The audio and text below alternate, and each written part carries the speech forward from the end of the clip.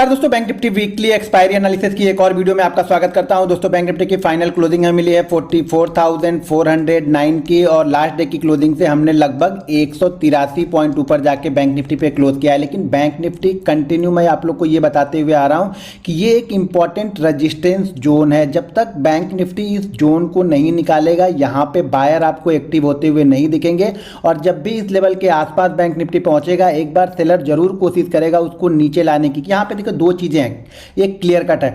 पहली चीज तो यहां पे कोई बायर जाके एग्रेसिव यहां पे बाइंग नहीं करेगा और सेलर यहां पे एक्टिव हो जाते हैं तो मार्केट क्या होगा, इस लेवल के पास नीचे आता। मार्केट को क्या चाहिए, मार्केट एक आध दिन इसी लेवल के आसपास कहीं पे यहां पे 600 650 700 के आसपास कहीं पे क्लोज करे और अगले दिन इसके ऊपर गैप अप ओपन हो और गैप अप ओपन होने के बाद ये सस्टेन करे और सस्टेन होने के बाद निकलता है तो फिर ये मूव के लिए यहां पे बैंक निफ्टी तैयार होकर आपको दिख सकता है। लेकिन सबसे इंपॉर्टेंट जो रजिस्टेंस है वो ये जोन है। जब तक बैंक निफ्टी इस जोन को निकालेगा नहीं क्लियर कट तब तक यहां पे बायर का इंटरेस्ट नहीं आएगा और अपर प्राइस पे यानी इस लेवल के रेजिस्टेंस लेवल के आसपास यहां पे एक बार सेलर एक्टिव होते हुए जरूर देखेंगे, क्योंकि कंटिन्यू देखेंगे आप तो इसी लेवल के पास जब भी पहुंचता है यहां पे सेलर एक्टिव हो जाते हैं। कुछ ऐसी न्यूज आ जाएगी कि जिससे मार्केट वहां से कंसोलिडेट करने के बाद नीचे की तरफ चलने लगता है।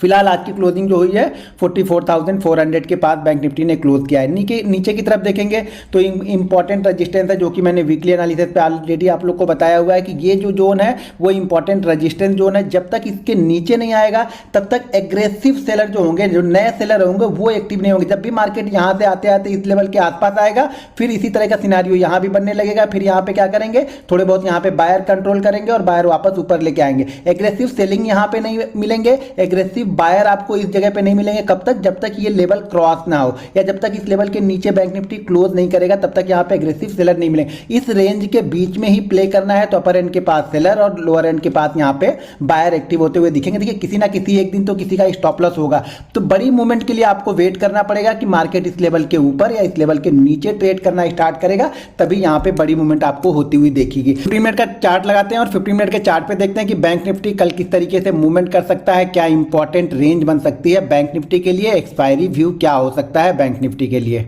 मिनट का चार्ट लगा लिया और 15 मिनट के चार्ट पे देखेंगे ना तो बैंक निफ्टी यहाँ पे देखिए ये हाई लगाया, फिर ये हाई लगाया, फिर ये हाई लगाया, तो मतलब अपने हाई को ये क्रॉस नहीं कर पा रहा। आज गैप अप ओपन हम हुए, गैप अप ओपन होने के बाद में वापस हम नीचे की साइड में यहाँ पे आ गए और उसके बाद हमने टाइम बिताया और टाइम बिताने के बाद जैसे हमने इस ट्रेंड लाइन को ब्रेक किया यहाँ से हमें 150 पॉइंट की नीचे की साइड की मूवमेंट मिली। 300-320 का लो लगाने के बाद हम लोग वापस जाके 400 पे क्लोज हुए। तो यहाँ पे नजर बना के रखिएगा, कल हमारी वीकली एक्सपायरी है तो थोड़ी सी वॉलेटिलिटी हो सकती है, तो यहाँ पे नजर बना के रखिएगा। मुझे लगता है कि मेरे लिए अगर मैं इसको देखूंगा तो बेस्ट मूव मेरे लिए ये होगा कि बैंक निफ्टी कल ये 500 के ऊपर जाए ना, ये 400 और 350 से 450 के बीच में कहीं पे ओपन होने के बाद इसमें टाइम बिताए और टाइम बिताने के बाद अगर ये नीचे की रेंज को ब्रेक करता है, ध्यान रखिएगा टाइम बिताने के बाद अगर नीचे की रेंज को ब्रेक करेगा तो हो सकता है कि पहले ये इस लेवल को टेस्ट करने के लिए आए और उसके बाद जो ये लो लगा है इस लो को टेस्ट करने के लिए बैंक निफ्टी आए। तो जो भी यहाँ पे होगा वो क्विक होगा। देखिए जब यहाँ पे टाइम बिताएगा ना, जिस समय ये टाइम बिताएगा उस समय जो भी लोग यहाँ पे बाइंग करेंगे उन सभी लोग अपना एसएल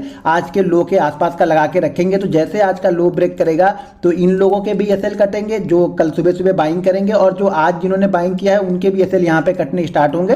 तो यहाँ पे थोड़ी सी एक क्विक मूवमेंट आपको मिल सकती है बैंक निफ्टी में नीचे की साइड में अगर यहाँ पे ओपन होता है तो। अब मान लीजिए एक बैंक निफ्टी यहाँ पे कहीं पे ओपन होता है और यहाँ पे ओपन होने के बाद धीरे धीरे करके इस जगह के पास आता है और इसको ब्रेक करता है तो ये ट्रैप कर सकता है, क्योंकि देखिए ऑलरेडी क्या होगा इस लेवल के पास से जब आएगा तो 200-250 पॉइंट की मूवमेंट हो चुकी होगी, तो यहाँ पे थोड़ी सी प्रॉफिट बुकिंग आएगी, तो यहाँ पे हम ट्रैप हो सकते हैं। तो हो सकता है जब यहाँ से जब भी आएगा ना तो यहाँ पे टाइम बिताना चाहिए, कम से कम 15-20 मिनट 25 मिनट यहाँ पे टाइम बिताए। जैसे देखिए यहाँ पे कैसे टाइम बिताया, टाइम बिताने के बाद ब्रेकडाउन होगा तो क्या होता है ये एसएल होने लगते हैं। तो टाइम बिताने के बाद अगर ब्रेकडाउन होगा तो ठीक है, अगर इसी फ्लो में इसको आके ब्रेक कर रहा है तो मुझे यहाँ पे कोई इंटरेस्ट नहीं होगा, ये नीचे कहां तक जाता है मुझे कोई इंटरेस्ट नहीं है। उसी तरीके से मान लीजिए अगर कल ये यहाँ नीचे पे कहीं पे ओपन होता है और ओपन होने के बाद जाके इस लेवल को ब्रेक करता है तो मुझे कोई इंटरेस्ट नहीं। लेकिन हाँ यहाँ पे अगर 450 और 550 के बीच में ये टाइम बिताने के बाद अगर ऊपर की साइड में ब्रेक करता है तो मुझे लगता है कि फिर मुझे यहाँ पे छोटी मोटी एक मूवमेंट यहाँ पे कैच कर सकते हैं, छोटी मोटी एक मूवमेंट पकड़ सकते हैं। लेकिन ध्यान रखिएगा एक इंपॉर्टेंट रजिस्टेंस है,